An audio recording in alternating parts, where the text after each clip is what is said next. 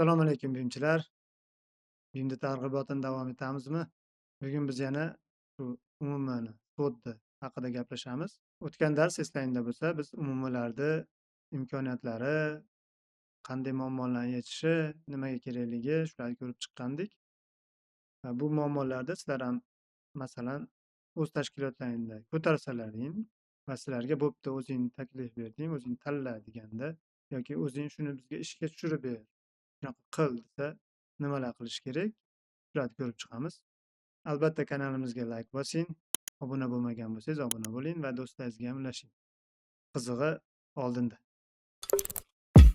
Xo'p, umuman darajalarini ko'rib chiqdik. Birinchi daraja bu faylda saqlashga asoslangan CD yoki umuman. Bunda qanday bo'ladi? Server bo'ladi.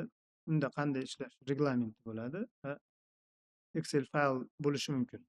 Bu ishni biz ham birinchi umuman ishga qo'yganimizda shu ishni bajarganmiz, ya'ni papkalar qilib olganmiz va ularda kerakli holatda kerakli fayllarni ajratib turib reglament yozganmiz. Qaysi holatda qaysi fayl qaysi papkaga tushishi kerakligini reglamentini yozib chiqqanmiz. Va Excel fayl bitta kommentariy yoki izohlar uchun kerak bo'lishi mumkin. Bunaqa umumini birinchi darajani qilish qiyinchilik tug'dirmaydi. Serveringiz bo'lsa, papkalarga ajratib turib, kerakli papkalarga, kerakli foydalanuvchiga ruxsat berib qo'ysangiz bo'ldi yozgan. O'zlari kerakli fayllarni o'sha yerga saqlab turib, keyin sharedga, undan keyin published va arxivga o'tkazib yuborishaveradi. Bu birinchi darajani qanday afzalliklari bor? Tez joriy etish mumkin, arzon yoki bepul bo'ladi. Serveringiz bo'lsa, o'rganishga oson. Keyin katta jamoalarga to'g'ri kelmaydi, kichkina jamoalarda bo'ladi. Biz ham faqat test uchun ishlatganmiz. Keyinchalik katta tashkilot bo'lgani uchun bu tashkilotni talablarini qamrab ololmagan yoki bulutli texnologiyadan ham foydalanish mumkin serverda. Kamchiliklari shu versiyalar nazorat qilish qiyin bo'ladi. Fayllar nomi bilan yoki Excel fayl xuddi oldin aytgan kamchiliklarim yana takrorlanadi bunda. Statuslari yo'q. Statuslarni odam boshqaradi. VIPdan sharedga ko'chiradi, shareddan publishedga ko'chiradi. Ya'ni odam faktori bu yerda ham bor bo'ladi. To'laqonli kod bo'lmaydi. Rollar va ruxsatlar, ya'ni do'stliklar cheklangan bo'ladi. Rollar faqat shu Windows server bo'lsa, o'shani do'stliklari orqali boshqarasiz xolos. Agar ko'p odam bo'lsa, bu qiyin. Buni amalga oshirish qiyin. Kelib ketishlari bor. Odamlarni shtatda ko'p odamda buni boshqarish qiyin. Va izohlar, kommentariylarni tarixi ularni tizimli tarzda bir joyda saqlash imkoniyati bo'lmaydi. Shunday qilib bu to'laqonli CD ya'ni sod bo'lmaydi va balki shu fayllarni almashish vositasi bo'lishi mumkin va faqat совместный работani ishga tushishda qo'l kelishi mumkin xolos. Hop, keyingi daraja, ikkinchi daraja bu dokument оборот uchun yo'naltirilgan CD. Ularga misol qilib Pilotize, Directum yoki 1s dokument оборот keltirishimiz mumkin. Buni qanday afzalliklari bo'ladi? Shu versiyalar nazorati bo'ladi, fayllar statusi bo'ladi, PDF va 2D fayllarni ko'rish imkoniyati bo'ladi. Izohlar va markaplar ham bo'ladi unda. Shu loyiha tashkiloti yoki ma'lum bir tashkilot va tashqi boshqa tashkilotlar bilan kelishuv vositalari ham bo'ladi. Excelga hisobotlar chiqarish imkoniyati bo'ladi. Audit, ya'ni kim qachon nima qilgan shularni ko'rish imkoniyati ham bo'ladi va moslashuvchan do'stliklarni berish imkoniyati ham bo'ladi. Kamchiliklari BIM modellar bilan integratsiya qilinmagan. BIM modellarni ko'rish imkoniyati, 3D modellar ko'rish imkoniyati bo'lmaydi. Unda izoh qoldirish imkoniyati bo'lmaydi. Kolliziyalarga tekshira olmaysiz. Modellarni bir-biri bilan solishtirish bo'lmaydi va birgalikda ishlashda ham sozlash imkoniyati bo'lmaydi ularda, nastroyka qilib bo'lmaydi. Asosan shu tashkilotni dokument обороти uchun qo'llaniladigan CD desa ham bo'ladi. Qo'pol qilib aytganda, har bir loyihada ishlatiladigan dokument оборотni misol qilib keltirsak bo'ladi. Ya'ni hujjatga asoslangan sod. BIM emas, lekin nazorat bo'ladi. BIMni integratsiya qilish va совместный работani yo'lga qo'yish unda bo'lmaydi.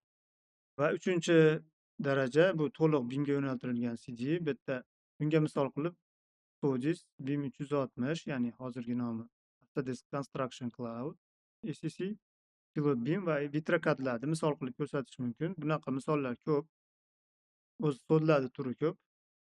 Bunda endi afzalliklari bu oldingi dokumentoborat uchun yo'naltirilgan sotni barcha imkoniyatlari ham bo'ladi va BIM uchun mo'ljallangan funksiyalari ham bo'ladi. ISO 19650 ni to'liq qo'llab-quvvatlaydi. Shu BIP Shared Publish arxiv zonalari ham bo'ladi.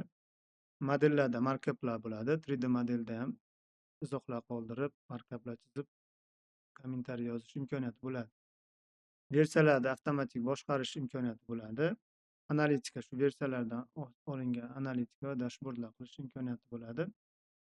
Versiyalarni solishtirish, 3D'larni ham solishtirish, kolliziyalarga tekshirish bor ba'zilarda va ba'zilarda BIM 360 da, Vitrokadda ham bor edi shekilli, Pilot BIMda ham bor edi.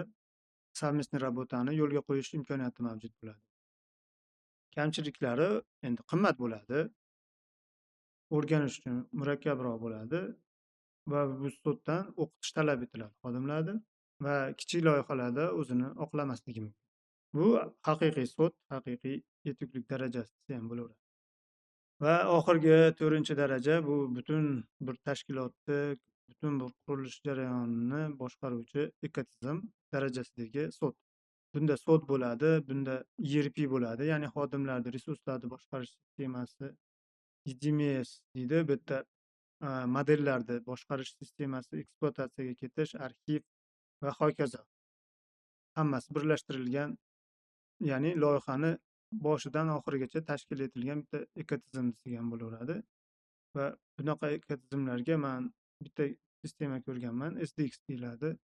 Bu o'ta qimmat, o'ta katta loyihalar uchun mo'ljallangan, davlat tasarrufidagi loyihalar uchun mo'ljallangan sistema. Uni ishlatishni o'zi 6 ta kursi bor. Bunaqa ekotizim asosan aytib o'tganimdek milliard dollarli proyektlarda o'zini oqlasa kerak. Endi afzalliklari butun hayot siklini nazorat qilib borasiz. Aktivlar bilan bog'langan ma'lumot, ya'ni bu yerda har bir detal, har bir fayl, har bir model o'zaro bog'liqligi bo'ladi. Qayerdan kelgan, qanchaga kelgan, kimdan sotib olingan, kim loyihasini qilingan, xullas har bir jarayonda informatsiya tiqib boriladi shu bazaga. Katta analitika bo'ladi va strategik boshqaruv uchun juda qulay. Kamchiliklari aytib o'tdim, o'ta qimmat, murakkab va faqat katta buyurtmalar uchun. Endi bunaqa tizimlarni faqat shu tsifrovoy двойник yaratish uchun kerak bo'ladi xolos. Buni o'ylamasalaring ham bo'ladi. Bizda shu 3-darajadagi bo'lsa ham katta ish bajarilgan bo'ladi. Xo'p, endi vazifalarni umuman joriy qilish. Aytib o'tganimdek, 20 tagacha xodimlaring bo'lsa, shu lokal tizimda papkalar bilan serverda ishga tushirsalaring ham bo'ladi. Undan ko'proq 50 tagacha, 50 tadan ko'p bo'lsa, bu dokumentoborat yoki to'laqonli BIMni podдержка qiladigan sot tanlasalar yaxshiroq. Endi buni tanlashda birinchi o'rinda o'zi tashkilotlaringni imkoniyatlarini, darajalarini bilib olishlaring kerak. Nima xohlayotganlaringni bilishlaring kerak, ya'ni qanday holatda bo'lishi kerak sizlarga kerakli sot. Chunki har bir imkoniyat, sotni har bir imkoniyati bu pul va bu pulni to'lashga tayyor bo'lishlaring kerak. Xo'p, imkoniyatlarni bilib oldilaring, pulni byudjetini ehtimoliy nazardan bilib oldilaring. Endi sotlarni ko'rib chiqasizlar va shu 1-daraja to'g'ri kelsa, uni qo'lda o'zlaringdan qilib qo'yaverasizlar. 2-, 3-darajalarda endi solishtirishga to'g'ri keladi, to'rga qaramaymiz. 3-darajada nima qilasizlar? Internetdan sotlarni turlarini olasizlar va quyidagi tablichka bo'ladi. Excel tablichkada ularda asosiy vazifalari nima bo'ladi? Ya'ni shu vazifalar bo'lmasa sotni to'liq talablarga javob bermaydi. Bularni o'zlaring xohlasalar o'zlaring to'ldirib borasizlar. Hamma imkoniyatlarini yozganlaringdan keyin o'zlaring oxirida qaysi sot sizlarga kerakligini aniqlab olishlaring mumkin. Yana bitta life hack, internetdan sotlar turini topib turib, o'zlaring to'ldirmasdan bitta kolonkani qoldirib turib, shu sotni topgan saytingizni kontaktlariga jo'natsalaring, o'zlari sizlar uchun to'ldirib beradi. Keyinchalik solishtirib olsalaring ham bo'ladi. Men bu yerda o'zbekcha, ruscha qilib qo'ydim sizlarga qulay bo'lishi uchun va videoda ko'rsatib o'taman. Masalan, misol tariqasida sizlar signal tanlading, sodisni tanlading, pilotni tanlading. Va markazlashgan ma'lumotlar ombori plus hammasida bor. PGS standart ish jarayonini qo'llab-quvvatlash. Plus chiqasizlar, hammasida bor. Asosiy ofis va ixtisoslashtirilgan CAD BIM dasturiy ta'minotga integratsiya. Signalda bu yo'q, Sodisda ham yo'q, pilotda bor edi adashmasam. Versiyalar nazorati hammasida bor, plyus chiqamiz. Harakatlar jurnali, ya'ni shaffoflikni ta'minlash uchun ma'lumotlar bilan barcha harakatlarni avtomatik qayd etish. Kim qachon nima qildi? Bor. Rollar asosida foydalanishni boshqarish. Bor. 2D va 3D modellarni ko'rishni o'rnatilgan vosita.